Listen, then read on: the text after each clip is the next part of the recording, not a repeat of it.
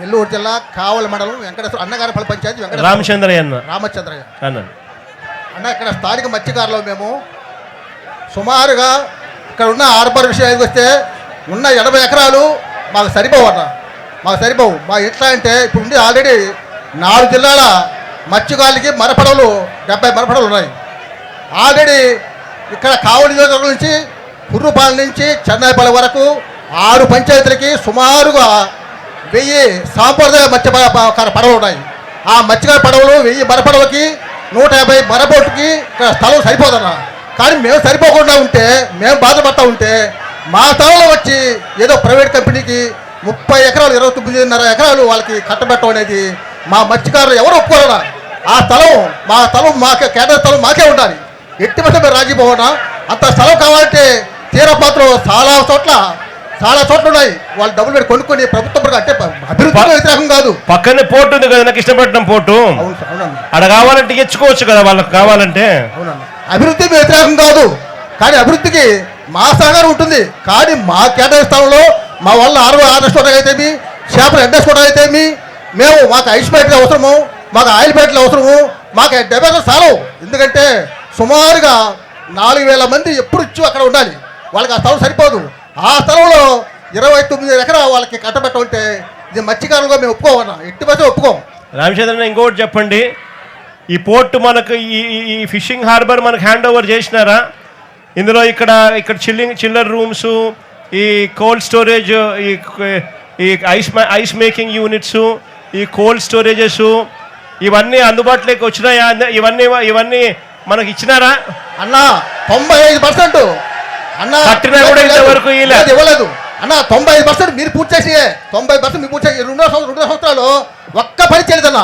మనం 5% చేయలేదు అక్కడ. మనం కట్టి ఇచ్చిన తర్వాత కూడా వీటిని ఆపరేషన్ లేక తీసుకొని రాలేదన్న.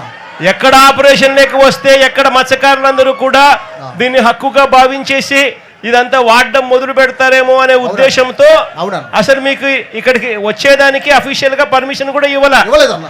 ఇంతవరకు కోల్డ్ స్టోరేజ్ లో అందుబాటులో ఉన్న వాడే కార్యక్రమం జరగడంలా, ఇంతవరకు చిల్లర్ రూములు అందుబాటులో ఉన్న వాడేదానికి మీకు పర్మిషన్ ఇవ్వడం లేదు. ఇంతవరకు ఐస్ మేకింగ్ యూనిట్ తయారైపోయినా కూడా ఇంతవరకు మాడుకునేదానికి మీకు పర్మిషన్ ఇవ్వలేదు. ఫిష్ అదే రకంగా మీ బోట్ల రిపేర్ల కోసం మీకు బోట్ల రిపేర్ షెడ్లను కూడా ఉపయోగించుకునే కార్యక్రమం అది కూడా జరగడంలా. షెడ్లు తయారైనా మీకు ఇవ్వడంలా. అదే పనిగా net mending machine, net mending సౌకర్యాలు కూడా, నెట్లను రిపేర్ చేసుకునే సౌకర్యాలు కూడా తయారైనా కూడా మీకు ఇచ్చే కార్యక్రమం జరగలా.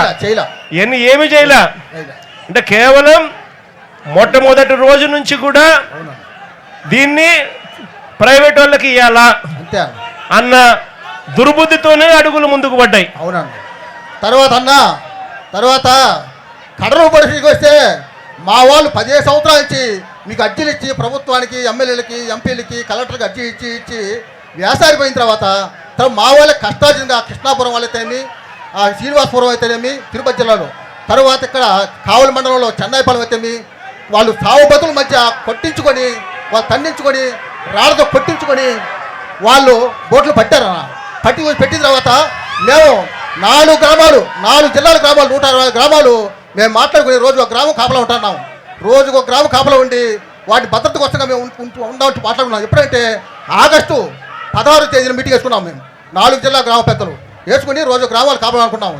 ఈ లోపల మెరైన్ పోలీస్ అయితేనేమి, సివిల్ పోలీస్ అయితే మత్స్యకార డిపార్ట్మెంట్ వీళ్ళంతా వచ్చి మీ కాపలా అవసరం లేదు, మేము సీల్ చేస్తున్నాం, దాన్ని మా భద్రత ఉంది, మేము రోజుకి 5 మంది పోలీసులు, సివిల్ పోలీసు, మెరైన్ పోలీసులు కోర్టు పెట్టి కాపలా ఉంటున్నాం, మీ సలహా మాకు అవసరం లేదు, మాది మా సోదరం అని చెప్పారన్న. అనుకోకుండా మొన్న మార్చి 16వ తేదీన ఆ బోట్లు మాయమైపోయిందన్న. మరి కోస్ట్ గార్డ్ ఏం చేశారు, మెరైన్ పోలీస్ ఏం చేశారు, సివిల్ పోలీస్ ఏం చేశారు, ఫిషింగ్ డిపార్ట్మెంట్ ఏం చేసిందన్న? అంతా కలిసి కూడా మా మత్స్యకారుని ఇది మోసం చేయడం అన్న. అంటే ఎఫ్ఐఆర్ కట్టిన బోట్లను, సీజ్ చేసిన బోట్లను, అవునన్న, పోలీస్ కస్టడీలో ఉన్న బోట్లను, అవునన్న, ఈ బోట్లు వీళ్ళంతా కుంభక్కై వీళ్ళే దొంగలించినారు. అంతేనా?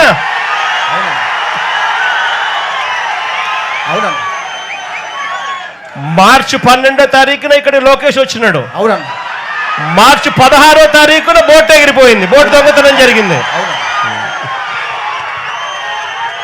తర్వాత ఆ 4 బోట్లు బదులుగా 4 బోట్లు పెట్టి తర్వాత మా మధ్య సంబంధం లేకుండా కోస్ట్ గార్డులు పెట్టి మెరైన్ పోస్టులు పెట్టి సివిల్ పోస్టులు పెట్టి మాకు రక్షణగా 12 నాటికల దూరం పైన వాళ్ళు ఉండాలి. దాన్ని మా స్థాపన మధ్యలో ఉండాలి సార్.